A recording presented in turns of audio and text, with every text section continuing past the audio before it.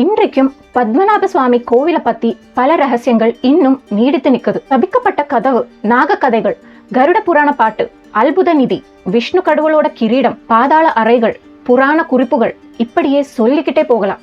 ஆனா இதுவரை இந்த கோவிலை பத்தி யாரும் சொல்லாத அதிசயமான ஒரு விஷயம்தான் நான் உங்களுக்கு காட்ட போறது. எல்லா வருஷம் செப்டம்பர் 24ஆம் தேதி இந்த கோவிலோட கோபுரத்தில் ஒரு அதிசயம் நடக்கும். ஆமா, வெறும் 5 நிமிஷம் நடக்கும் இந்த விஷயம் வருஷத்தில் ஒரு தடவை மட்டும்தான் நம்மளால பார்க்க முடியும். அந்த ஒரு நிமிடம் இதோ உங்களுக்காக.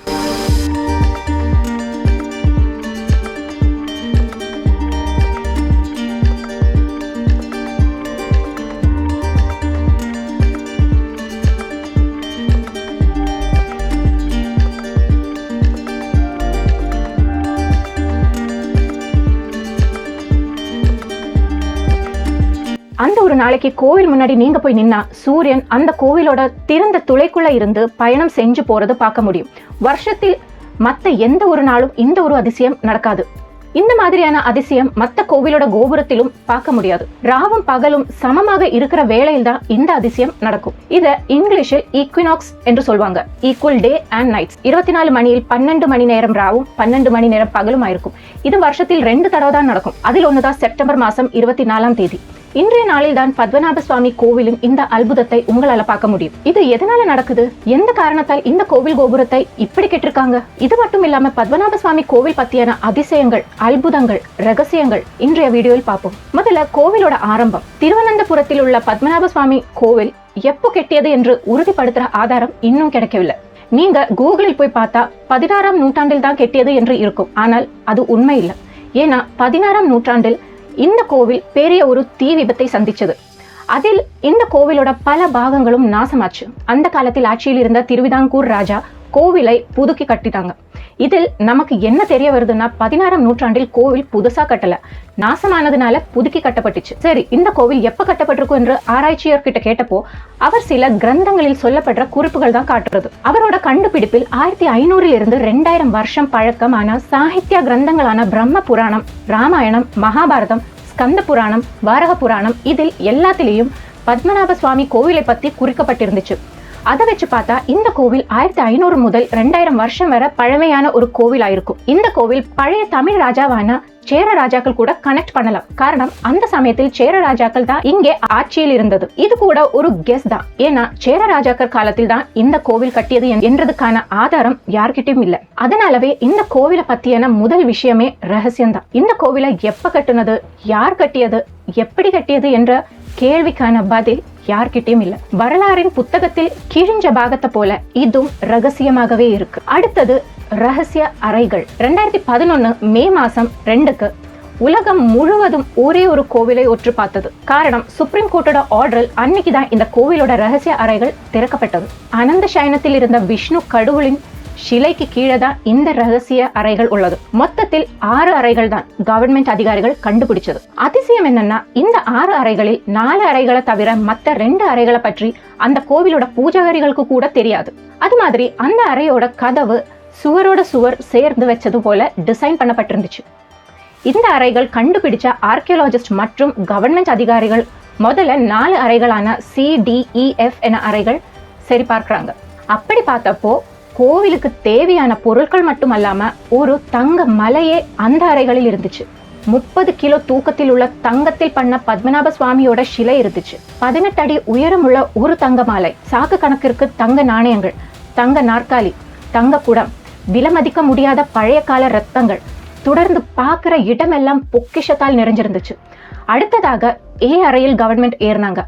ஆனால் அந்த ஒரு அறை மற்றொரு பாதாள அறைக்குள்ள கூட்டிட்டு போனது. அந்த பாதாள கதவையும் உடைச்சு உள்ள போறாங்க. இதை நம்பித்தான் ஆகணும். ஏன்னா 800 கிலோ தூக்கமுள்ள தங்க பொக்கிஷம் அந்த ஒரு பாதாள அறைக்குள்ள இருந்தே கண்டுபிடிச்சது.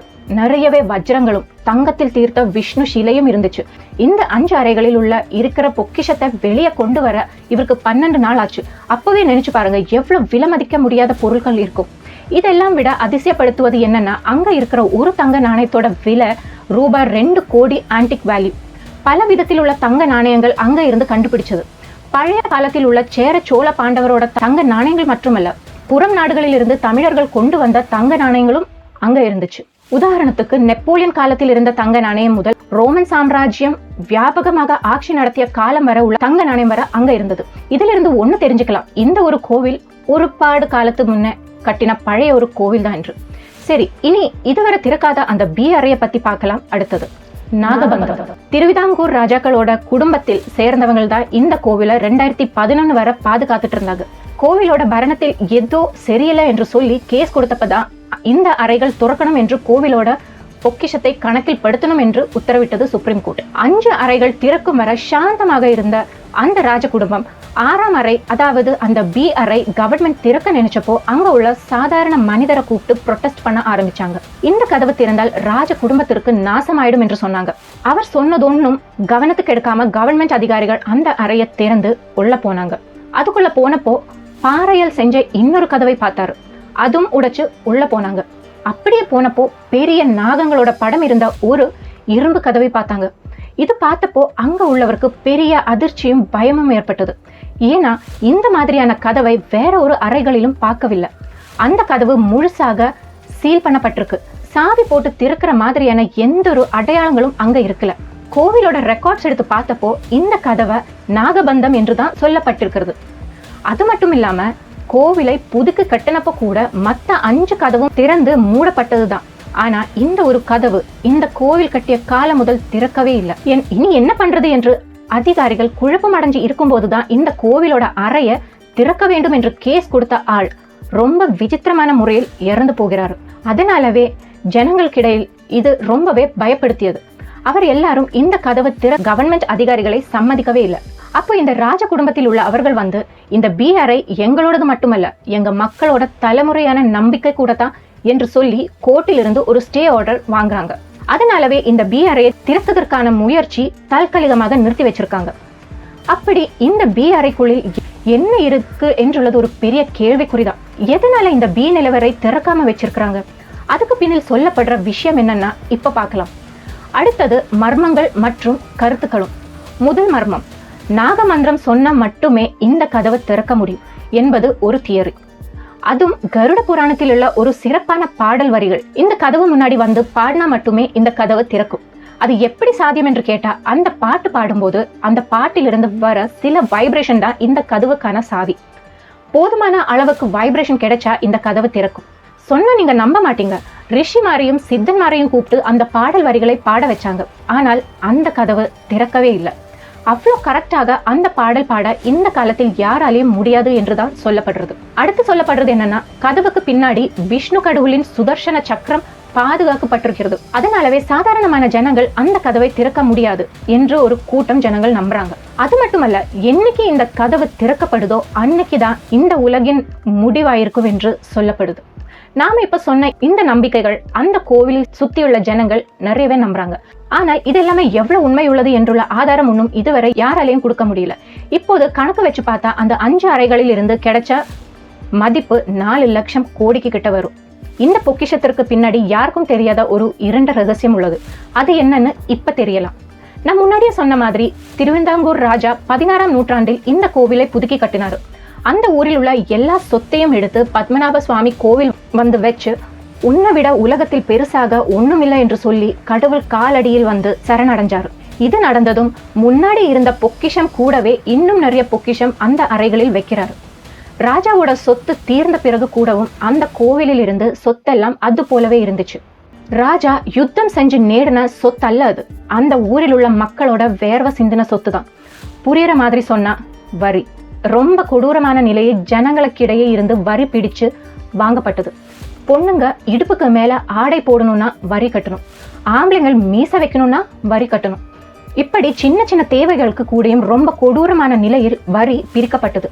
அப்படிதான் ஜனங்களோட வேர்வை இந்த கோவிலில் பொக்கிஷமாக வந்து சேர்ந்தது. இந்த கோவிலில் பொக்கிஷம் இருக்கா இல்லையா என்பது மக்களுக்கு தெரிஞ்சதோ இல்லையோ, ஆனா இந்த ராஜ குடும்பத்திற்கு கண்டிப்பா தெரிஞ்சிருக்கும். இதை உறுதிப்படுத்துற மாதிரி 1947 ஒரு நிகழ்வு நடந்தது. 1947 இந்தியாவுக்கு சுதந்திரம் கிடைச்ச போது சர்தார் வல்லபாய் பட்டேல் சிறப்பு வெளிநாட்டு ராஜாக்களை இந்தியாவாக சேர கேட்டிருந்தாரு. ஆனா இந்த நேரத்தில் தான் சித்திர திருநாள் ராஜா திருவனந்தபுரத்தை ஒரு நாடாக அறிவிக்கப்பட்டது.